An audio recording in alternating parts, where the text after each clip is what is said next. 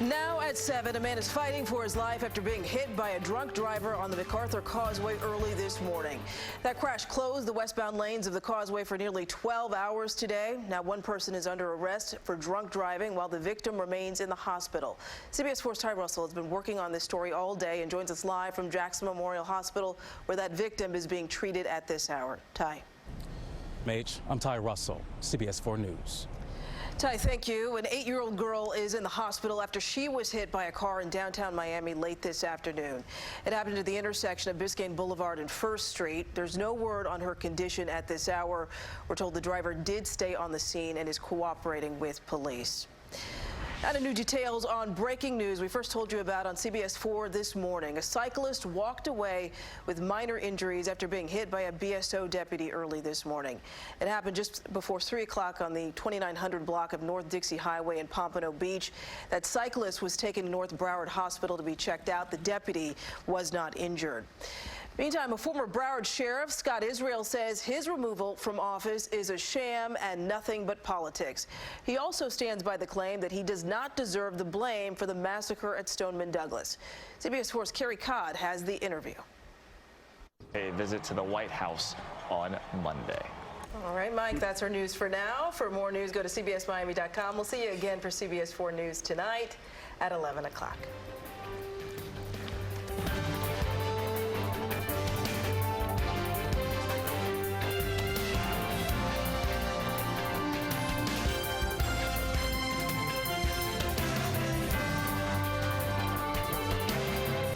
Sunday morning, I'm Riel Creighton. Time now is 8 o'clock. Here's what we're working on for you right now. We're following breaking news. A Hallandale Beach police officer opens fire multiple times, hitting a suspect after a chase ends in Hollywood. Also this morning, a memorial grows for the UPS driver killed during a police chase. The vigil that is being planned for today. And President Trump makes a stop in South Florida. What he said during 2 events in our area. And morning.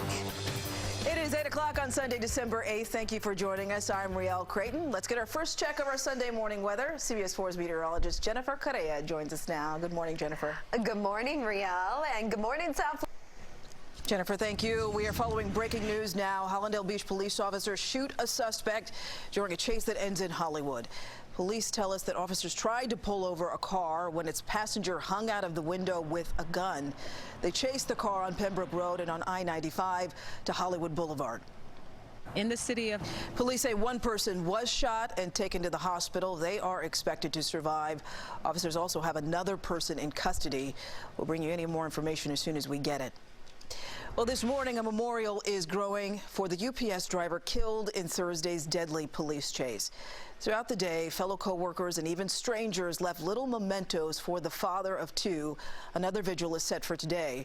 CBS 4's Amber Diaz has more and the latest on the investigation into this chase from Miramar. Well, now we are following a developing story. Police in Southwest Miami-Dade investigating a shooting. It happened along the 6000 block of Southwest 83rd Street just after 7 last night. When police arrived, they found one person who had been shot. Officers say they do not have a motive, and the victim's identity has not yet been released. Well, now to the Trump presidency. President Trump waking up in Washington this morning. He landed back at Joint Base Andrews overnight after making 2 South Florida stops. He spoke at 2 separate events in our area. In Aventura, he met with Florida Republicans at the Statesman's Dinner.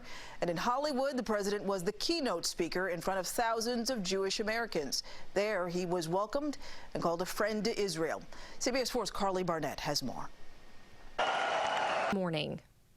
Also this morning, it is a major setback in nuclear negotiations between the U.S. and North Korea. According to North Korea's ambassador, denuclearization in the region is off the table.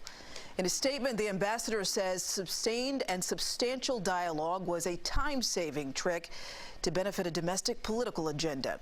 In the meantime, new satellite images reveal activity at a previously dismantled test site for powerful rocket engines.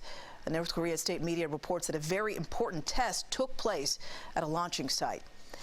And in Washington, House Democrats are in the final stages of preparing articles of impeachment. The president dismissing the inquiry again while on his way to Florida. White House lawyers signaled that they will not participate in a sharply worded letter saying House Democrats have wasted enough of America's time with this charade. Meanwhile, Democrats on the House Judiciary Committee releasing a 55-page report of the constitutional grounds for impeachment, saying, in part, quote, impeachment is the Constitution's final answer to a president who mistakes himself for a monarch. Democrats are aiming for a possible vote by the end of the year. And for a look at politics a little closer to home, join us next for CBS 4's Facing South Florida. Rita Shabazi is in for Jim this week. She has a preview. Coming up. Well, indeed. We have new details now in a story that we brought you as breaking news yesterday morning. Right now, the search is on to find the driver that rear-ended a road ranger's truck and then took off. That crash happened on the southbound turnpike north of Okeechobee Road yesterday. The road ranger was trying to help another driver that had a flat tire when that truck was hit by a silver Mazda. He says two people inside got out of the car and started walking. I get it. Troopers detained the passenger about a mile away from the scene. That road ranger is expected to be okay. Well, we are also learning more about a deadly attack at a naval base in Pensacola. Officials have released more information about the suspected shooter and the three people that they say he killed. Here's CBS 4's David Begnaud. David Begnaud, CBS News, Pensacola. Officials have also identified another victim, Naval Airman Mohammed Sameh Haytham. He was a 19-year-old from St. Petersburg. They also say 21-year-old airman apprentice Cameron Scott Walters of Richmond Hill, Georgia, was killed. Defense Secretary Mark Esper says it is too early in the investigation to say whether the attack was terrorism related. Well, now to some good news this morning. A South Florida family grateful after fire rescue crews saved their beloved dog from a fire. The family says their 13-year-old Yorkie was missing after their kitchen caught fire. That's when firefighters went back into the house and found the dog hiding behind some furniture. You can see they pulled him out, gave him a special pet oxygen mask and some water. That dog is expected to be okay.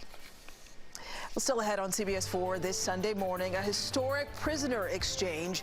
After being held in Iran for years, a Chinese-American student is back at home this morning. What a local family hopes it means for their son. Plus, this morning, a Chinese-American grad student imprisoned in Iran for more than 3 years is free. In 2016, Princeton student Shiyu Wang was doing research in Iran when he was arrested and sentenced to 10 years in prison. Wang was accused of being a U.S. spy, but he was freed yesterday during a rare diplomatic move where the U.S. and Iran exchanged prisoners in Switzerland. Wang's wife said in a statement that their family is complete once again. Well, Wang's release is giving a Coral Gables family new hope. The family of Robert Levinson, a former FBI agent who vanished in 2007 while on a mission for the CIA, is calling on the U.S. to do more to secure his release. Last month, the Iranian government admitted in a United Nations filing that Levinson's case was, quote, ongoing.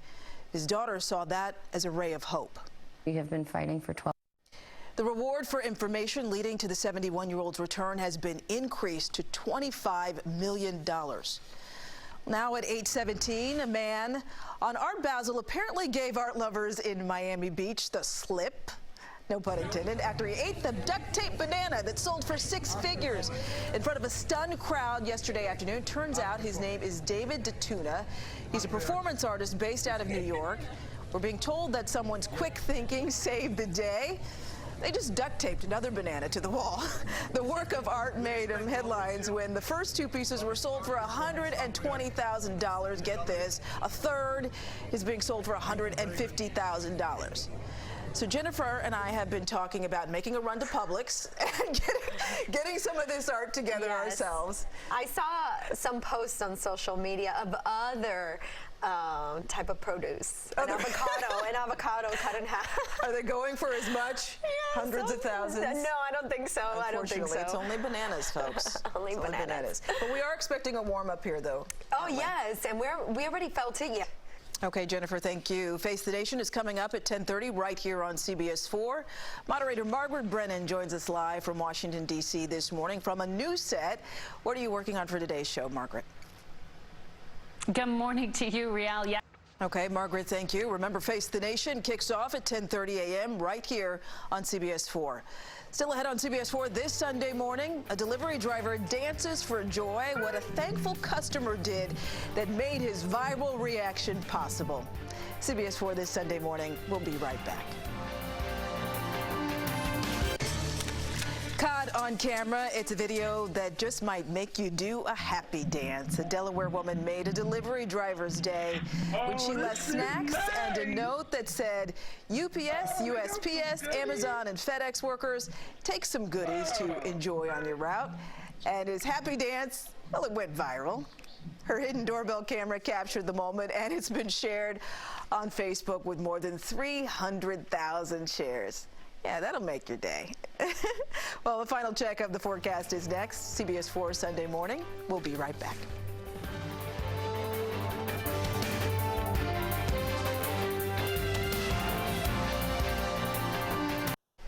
Jennifer's back with the last check of your Sunday forecast. And we're going to start with one more sunrise photo. This is a beautiful. That's just perfect. All right. Thank you, Jennifer. That does it for CBS 4 this Sunday morning. Facing South Florida is up next. Thank you for joining us this morning. Have a great Sunday.